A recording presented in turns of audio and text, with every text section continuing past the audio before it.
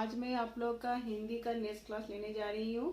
मैं आप लोगों को प्रदूषण राक्षस चैप्टर 7 का क्लास ले रही थी। तो इसके पहले मैंने आप लोगों को जहाँ तक समझाया, आशा करती हूँ आप लोग को समझ में आ गया है, जिसमें कि इसमें एक नाटकीय रूप से ये प्रस्तुत किया गया है, जिसमें कि पेड़ पौधे आपस में बातचीत करते हैं कि जब प्रदूषण राक्षस आएगा तो उसका क्या भयावह परिणाम हो सकता है।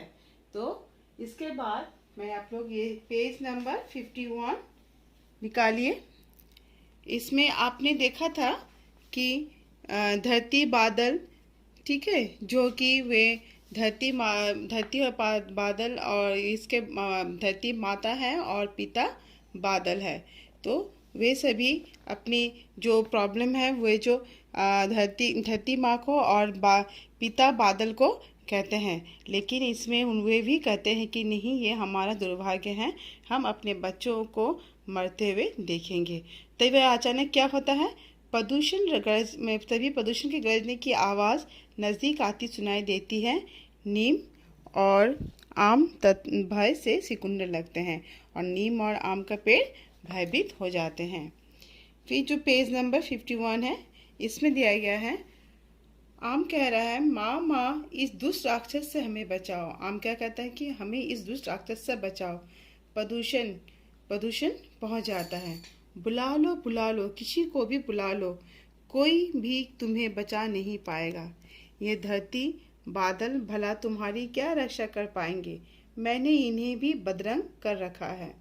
तो फिर प्रदूषण राक्षस क्या है, चाहे तुम किसी को भी बुला लो, तुम्हारी कोई रक्षा नहीं कर सकेगा, और जिसे तुम बुला रहे हो मैंने उसे भी बदरंग कर रखा है। फिर बरगद कहता है दिलासा देते हुए, बच्चों घबराओ मत, मैं यहाँ हूँ, मेरी छत्र छाया में आ जाओ। तभी बरगद का पेड़ बोल उठता है कि बच्चों तुम घबराओ मत, तुम मेरी छत्र छाया में आ जाओ।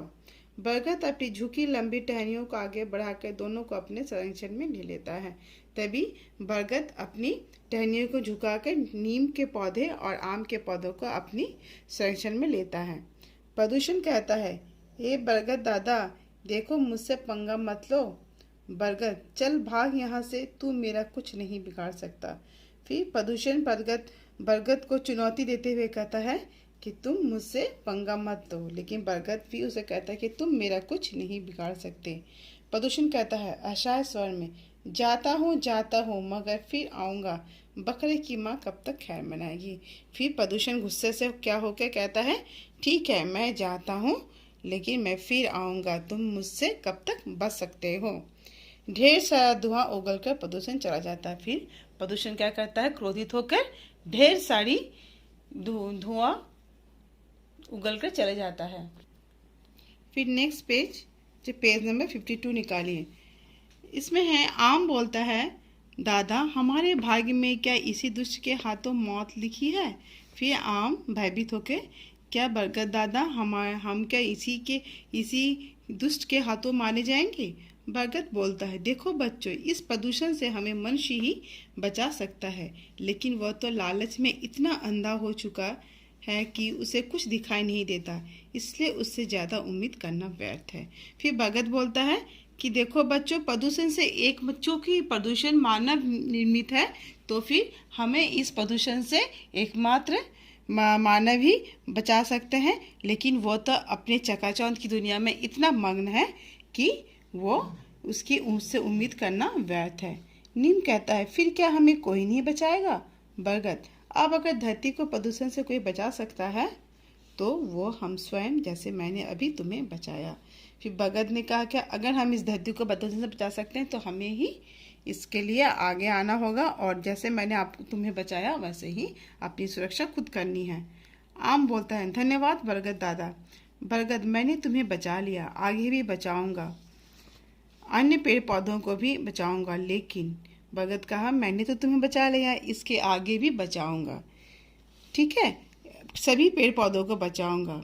लेकिन नीम, लेकिन क्या दादा। बरगद, क्या एक वादा करना होगा, बड़े होकर तुम भी अपने छोटे भाई बहनों की ऐसे ही सुरक्षा करोगे। फिर बरगद ने क्या कहा कि तुम जब बड़े होगे तभी तुम अपने से छोटे भाई बहनों अर्थात छोटे पेड़ पौधों की सुरक्षा करोगे। बादल कहता है, और मैं भी कोशिश करूंगा कि अधिक जल बरसाऊं, लेकिन क्या करूं, जहां जंगल घनी नहीं है वहां मैं चाहकर भी वर्षा नहीं पता। ठीक है, तो फिर बादल क्या कहता है, मैं भी कोशिश करूंगी मैं अधिक से अधिक जल बरसाऊं, लेकिन अगर जंगल ही नहीं रहेंगे तो फिर मैं अधिक वर्षा कैसे कर पाऊंगा। धरती, काश ये बात मनुष्य भी समझ पाता। नी माम, हम उसे समझाने की भरसक कोशिश करेंगे। बादल करके देख लो। अच्छा बच्चों, खुश रहो, अब मैं चलता हूँ। तो फिर धरती कहती है कि मनुष्य को भी समझना चाहिए कि प्रदूषण किस तरह पूरी धरती को और पूरी पृथ्वी के पर्यावरण को नष्ट कर रही है। ठीक है, तो नीम कहता है ठीक है, हम भी अपनी तरफ से कोशिश करेंगे कि मनुष्य को समझाए। अर्थात इसमें इस जो एकांकी से हमें ये समझ में आता है कि प्रदूषण हमारे पृथ्वी को, हमारे धरती को नष्ट करते जा रहा है। हम मनुष्य का ये कर्तव्य बनता है कि हम प्रदूषण पे नियंत्रण पाए और इसकी रोकथाम का उपाय करें। इसलिए हमें अपने जरूरत से अधिक सामानों का इस्तेमाल भी नहीं करना चाहिए और प्रदूषण की रोकथाम की कोशिश करना चाहिए, जिससे कि हमारे पर्यावरण का सुरक्षा हो सके और हमें शुद्ध वायु और शुद्ध वातावरण मिल सके। तो बच्चों, आशा करती हूँ आप लोग को ये जो चैप्टर मैंने आज समाप्त कर दिया है आपको ये समझ में आ गया है। ठीक है, तो इससे रिलेटेड मैं स्टडी मटेरियल भी आपको भेजूंगी। तो मैं आपको कुछ जीवन मूल्य बताने जा रही हूँ, जिसमें है अन्याय। पहला है अन्याय का विरोध। तो इसमें जैसे प्रदूषण राक्षस पूरे जंगल को नष्ट करना चाहता था, तो इसमें जो बरगद जो है वो अन्याय का विरोध करते हुए छोटे छोटे पेड़ पौधों की सुरक्षा करता है। तो इसी तरह अन्याय का विरोध करना चाहिए। फिर है आपका नेक्स्ट आत्मविश्वास। आप में आत्मविश्वास होना चाहिए। किसी भी परिस्थिति में आपको अपना आत्मविश्वास यानी सेल्फ कॉन्फिडेंस आपको नहीं खोना चाहिए। ठीक है, अगर आपको किसी भी चीज में अगर हार भी मिलती है, लेकिन फिर भी आपको अपने ऊपर इतना तो विश्वास होना चाहिए कि आप उसे फिर से कर सकेंगे। फिर है दूसरों की सहायता करना।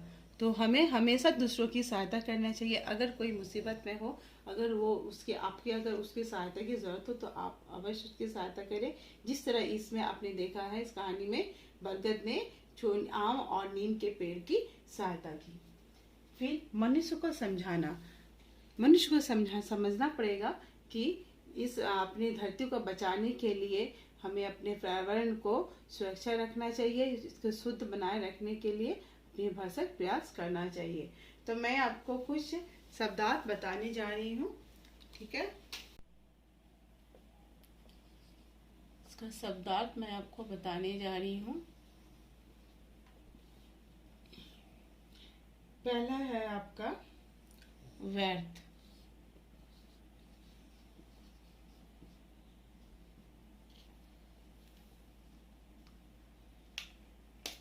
व्यर्थ यानी क्या होता है? बेकार।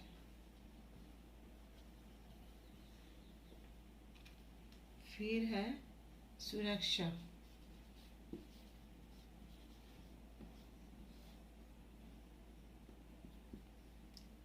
बचाव।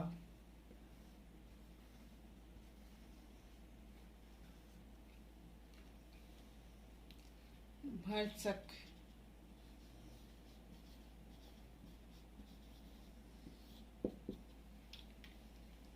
पूरी तरह।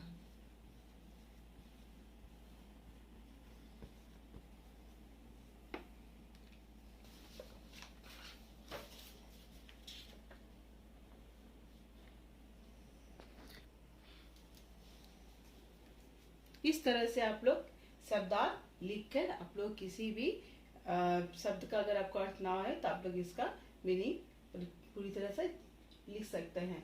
तो आशा करती हूँ आप लोग को ये चैप्टर समझ में आ गया होगा। तो ये चैप्टर तो खत्म हो चुका है। तो आप लोग अगर इससे कोई रिलेटेड प्रॉब्लम हो तो आप लोग क्वेश्चन पूछ सकते हैं। तो आज मैं अपना क्लास यहीं समाप्त करती हूँ। धन्यवाद।